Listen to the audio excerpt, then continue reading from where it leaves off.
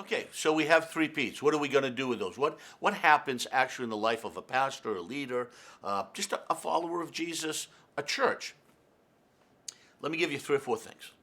Simple things. They're not hard. Number one is understand they make a difference. That the presence of God is something you're going to have to go after. Proclamation is something you're going to have to do. Practical, those things you can learn, but they have to be practiced, they have to be focused on. Here's a suggestion. If you are a leader, why don't you take the time over the next several, a guy just wrote me a letter. And in the letter, he had developed these three P's. He heard me talk about them about a year ago.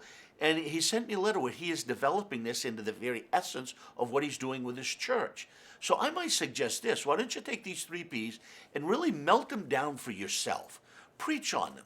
Think about them. Do a life group or a home group around these three P's. Take a season. Take 3 months and really focus in on what is the presence? What do I practice that? Do I understand it? Take 3 months and really look at how am I telling the gospel? How am I proclaiming? How do I preach? Where do I share? And just somebody would say, well, Phil, I'm not a preacher. I work at Walmart. Well, you don't need a pulpit to preach. There's always an opportunity to share your faith because remember, you're doing the words and the works of Jesus.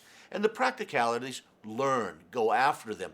Get somebody from the outside to come in and help you look at your practical aspects, the systems you have in your church. So these things they help pastors. I've watched it happen, and it doesn't matter if you're a large church, small church, medium-sized church, urban church, suburban church, out-of-the-box church. It doesn't matter. These things have a long history. I believe them, and I think they help people. Give it a shot.